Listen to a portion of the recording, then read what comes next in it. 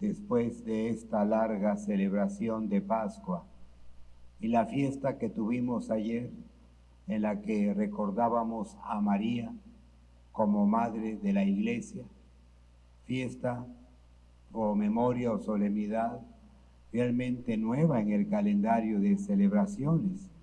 A partir de 2018 es que este Papa Francisco nos pide recordar a María bajo ese título, porque ella, como la Madre de Jesús, es Madre de la Iglesia. Y por eso, ayer la fiesta nos mantuvo con lecturas que nos permitieron recordar lo que María es en la historia de la salvación y cómo, al ser la Madre de Jesús, queda muy relacionado con todo el misterio de la Iglesia. Pero el día de hoy retomamos otra vez el tiempo de celebraciones llamado tiempo ordinario de la Iglesia, el cual empezamos después de la fiesta de Navidad, lo interrumpimos con el miércoles de ceniza y es entonces hasta el día de hoy cuando lo retomamos. Un tiempo muy bello, porque es un tiempo que nos va a ayudar a formarnos como discípulos del Señor. No olvido una comparación que en mis tiempos de formación alguno de mis maestros hizo al hablarnos de la liturgia sobre el llamado tiempo ordinario, porque nos decía, es un tiempo que nos va a formar, nos va a permitir ir valorando, aprendiendo como discípulos todo lo que el Señor hizo, y le enseñó, pero decía, es como ir a la escuela. Y entonces, con esa mentalidad de que vamos a aprender cómo el Señor quiere realicemos la vida. Y por eso, un tiempo muy bello, que ojalá nos ayude a formarnos como discípulos y a hacer vida el proyecto de Cristo. Y qué bonitas imágenes la del día de hoy para valorarlos en la vida. Una primera lectura del Antiguo Testamento que nos presentó cómo debe ser la fe del hombre justo y sobre todo que es la fe que hace que la ofrenda que presentamos a Dios sea agradable. No nos dijo tal vez nada nuevo, mucho de lo que ya sabemos, pero nos quedó claro que la fe que le agrada al Señor y aquella que hace agradable las ofrendas es la que se realiza cuando se cumplen los mandamientos, cuando se ejercita la caridad, cuando se evitan las injusticias, cuando se vive un misterio de amor con el otro.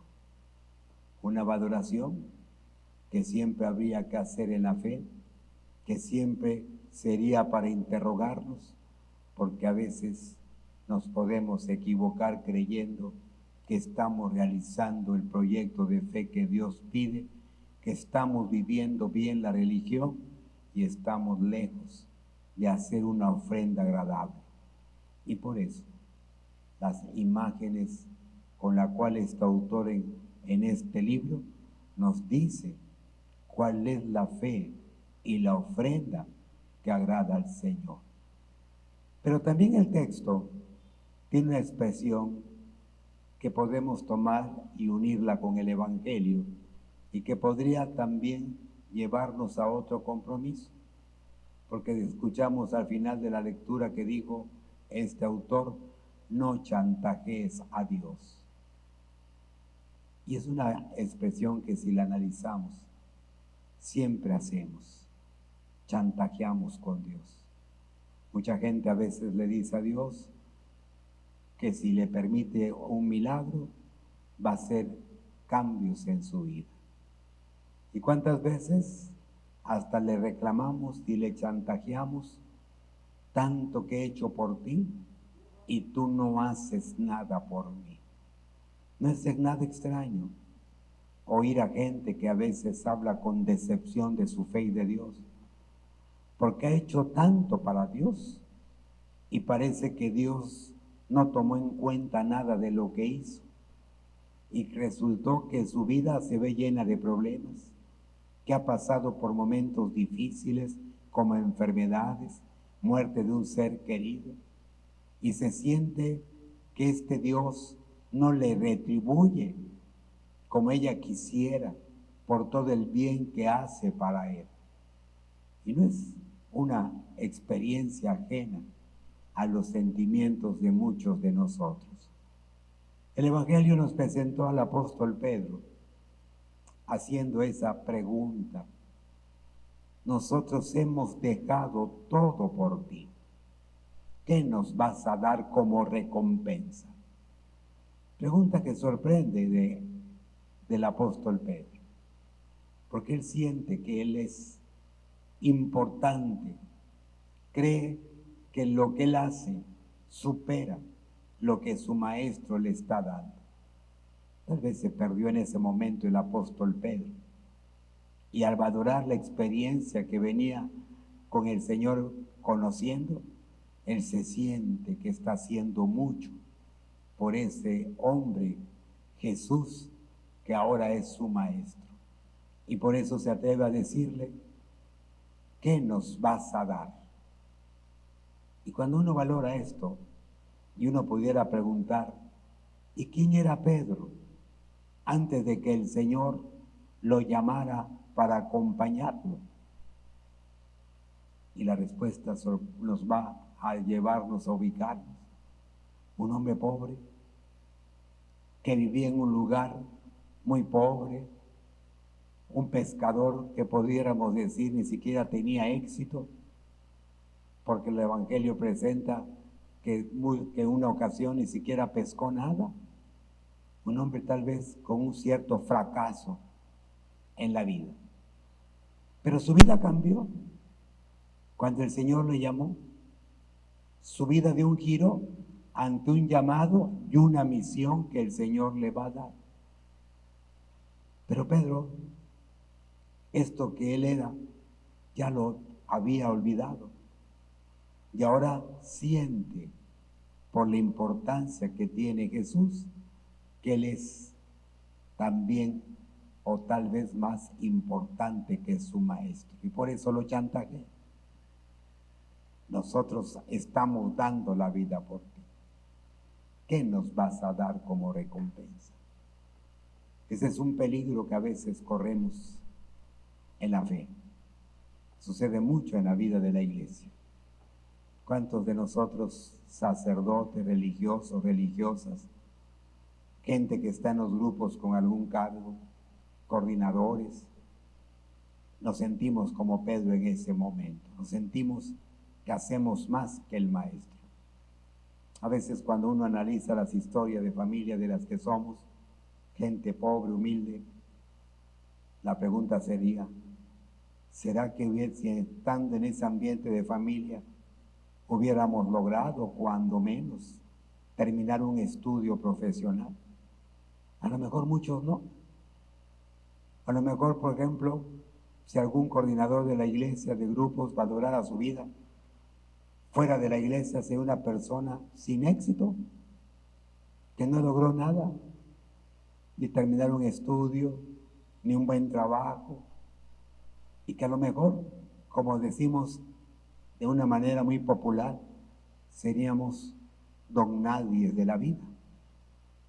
Pero cuando el Señor llamó, nos compartió una misión que nos dio un poder, pero no para tener un poder que oprima, sino como un poder de servicio. Y se nos olvida. ¿Y cuántas veces encontramos actitudes de soberbia, de gente, de personas que ahora, con ese poder que le dio el Señor para servir, se sienten superiores a sus hermanos? Conductas que a veces llaman la atención porque hacen parecer una iglesia de poder que manda sobre los demás. Así le pasó a Pedro. Se perdió en ese momento. Él se sintió que él era el que estaba haciendo todo para Jesús. El Señor lo pone en su lugar. Pedro, el poder que te doy no es para que tú te pierdas haciendo las injusticias con tus hermanos. El poder que te doy es para servir, es para que des un bien que haga posible que todos se sientan tus hermanos y que el otro se sienta también contigo en una fraternidad de amor que te haga experimentar su amor en tu vida. Y por eso, Pedro, sé servidor, porque entonces tendrás un hermano, tendrás una casa en todos estos que estarán contigo. Y tu vida la llevarás y la vivirás en un servicio que te hará no solamente servidor, sino digno de ser recibido por tus hermanos. Qué difícil se nos hace a nosotros entender eso. Y más en un ambiente donde hay una sociedad que hoy pelea éxito, donde hay un ambiente humano de poder en el que todos buscamos estar por encima del otro, donde todos nos perdemos en el afán de los bienes materiales y se nos ha olvidado ser servidores y se nos ha olvidado ser gente que se preocupe por el bien de sus hermanos. Y por eso la respuesta del Señor: no te equivoques, Pedro, tú no eres merecedor, tú eres servidor. Y si hay algo entonces que puedas valorar en la vida para que nunca te equivoques y para que vivas lo que yo te estoy diciendo y mi poder, sé servidor de tus hermanos, para que tengas en cada hermano un familiar, un padre, una madre, una casa, un bien que será también el bien de tu vida. Ojalá no lo olvidemos, porque es un pecado que podemos ver en muchos de los que somos servidores. Pero también es un pecado que vivimos muchos en una sociedad de poder y beneficio, en una sociedad en la que todos queremos ser merecedores y se nos ha olvidado servir. Y por eso hoy, qué difícil es encontrar gente que haga el bien a sus hermanos, que se brinde al servicio del bien de los más necesitados. Pues ojalá se animen a valorar y nos invite a todos a no equivocarnos. Dios nos ha hecho sus servidores y nos ha dado un poder para servir, no para mandar, no para oprimir a los demás. Y que sí, nuestra fe se distinga por esa fe que hace el bien y que es la ofrenda más agradable que podemos hacer a Dios. ICM